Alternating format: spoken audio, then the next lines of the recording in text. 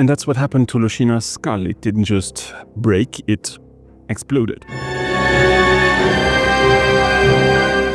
In the last video, we found the bones. Today, we open the lab report. Did Loschi die of a toothache? Was Loschina eaten? And why did her skull pop off? Loschi's DNA has been analyzed by scientists. They have used radiocarbon dating with an accelerated mass spectrometer on a fragment of his skull. The result was that he was alive 7,205 years before present, give or take 50 years. So we are knowing that he is an ancient gatherer, hunter from this culture, and he has 7,500 years. If you are looking in his eyes, you will see, oh, blue eyes and dark skin. We have done here at this museum, at the original, we have we got a small piece of DNA, ancient DNA, which was taken from his teeth. That was possible in 2014. And with this remains of DNA, ancient DNA, we got very interesting data from his physical appearance. So we could conclude indeed that he had blue eyes and dark skin. That's again something we know from the genetic analysis. He has an intolerance of lactose. Okay. So that's for sure. He didn't drink milk at this time, which was very normal because agriculture in our region wasn't invented yet. But the clues are not just to be found in the what, but also in the how. Loschi has been buried in an articulated position. He wasn't just dumped into the ground, but someone took the time to lay him on his side, facing the stone wall, and to cross his arms. So the people that buried Loschi thought a little bit about how they wanted him to lie in his grave. But we didn't just find Loschi in his own grave. We also found ribs of aurochs and other goods. Were these the belongings of Loschi? Were they purely decorative? Or does that mean that his fellow people were religious, or that they thought he might need those things in his afterlife? We will never know. But we can assume at least that the people back then spent some time thinking about the whole dying and mourning thing, or about an afterlife. On the other hand, archaeologists tell me that anything we cannot explain with certainty tends to get written off as religious or a ritual. The Loschis, even if they are a bit older than us, are part of the same species, so it's reasonable to assume that they thought about an afterlife as well, and that they also didn't just dump their dead.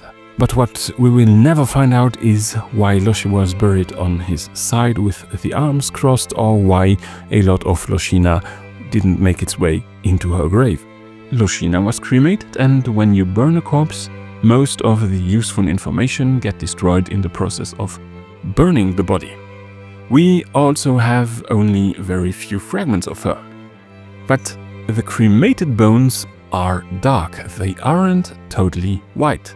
That indicates that the bones were still wet when she got cremated, so we assume that this must have happened shortly after her death.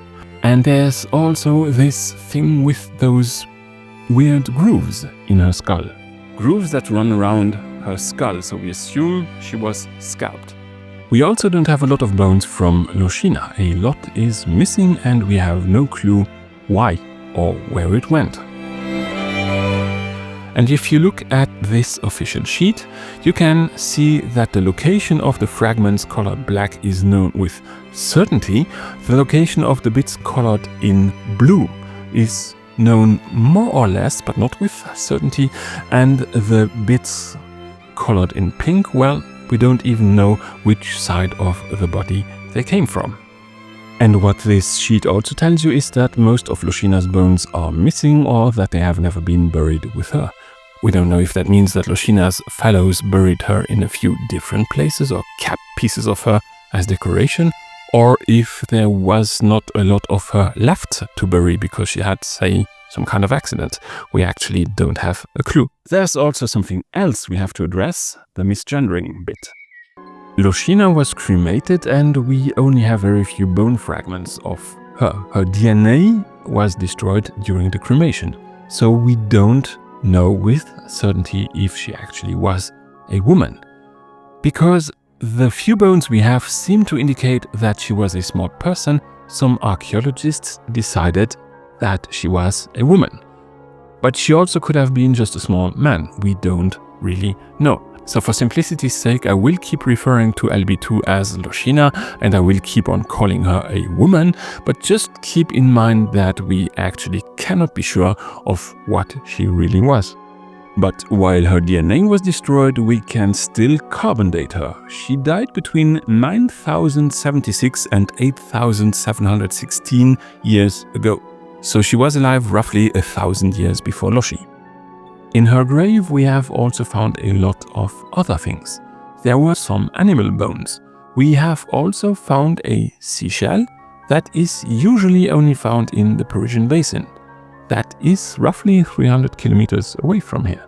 So, dear viewer, what do you think? Did she get the shell as a gift, or did she exchange it for something else? Or did she pick it up herself? And if so, where?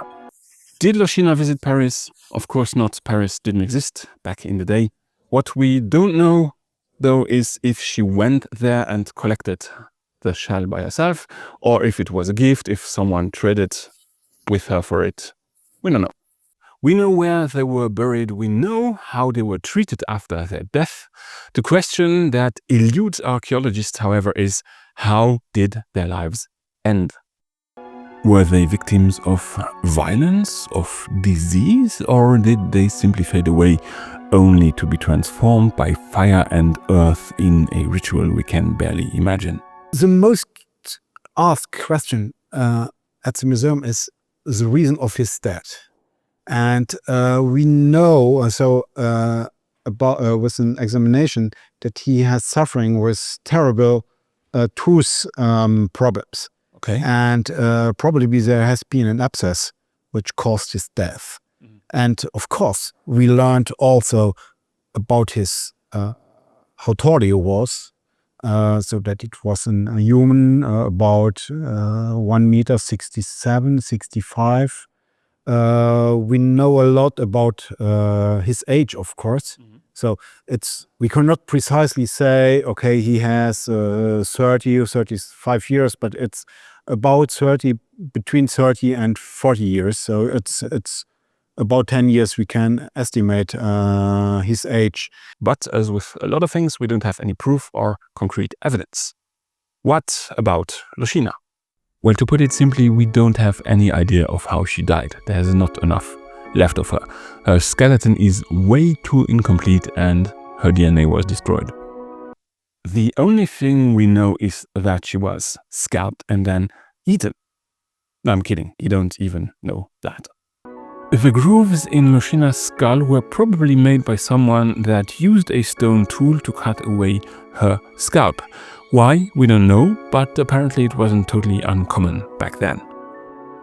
Archaeologists told me that she had been defleshed and then burnt. So of course I assumed the worst, that she had been made into food by her fellows. But then I dug deeper and I understood that there was some kind of misunderstanding here. We don't know what happened to Loschina after her death. It's impossible to tell. We know that she was scalped, but that's about it.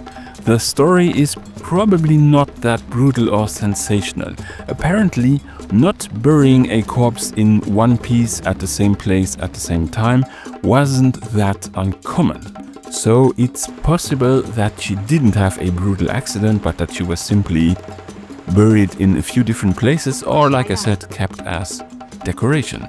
We don't know why people do that, but there's also a good reason to think that she has not been used as food. We know that because of vertical dehydration striations. her skull exploded. Now, I know it's important to stay hydrated, but I didn't know lack of water could make your head explode. And that's because it can't. The bone will break, but it won't explode, and not because you didn't drink enough water. So we know someone dug into her skull with probably a stone. We also have those dehydration striations that run perpendicular to the cuts. And the bone fragments we have are not totally white, which tells us that cremation didn't have the maximum possible temperature. We can infer from that most likely Loschina died and then she was scalped, and then shortly after that she was cremated. The exploding skull is the result from Loschina being burnt, cremated, and the humidity that was still in her skull when it got evaporated made the bone pop. And the fact that the bones are not totally white shows us that her flesh was still on her skull when she was cremated. They didn't dry her out first. So most likely she died first, then she was ritually prepared, scalped, and then burnt. Loschi was put on display almost immediately after his discovery, but Loschina was not. She was put in an envelope.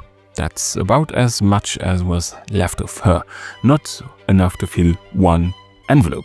She was then taken to the archives, archived, and then apparently forgotten. Loschina got discovered along with Loschi in 1935.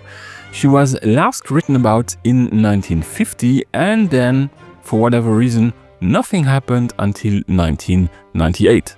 That's when she gets rediscovered in the archive and finally put on display here in the new museum.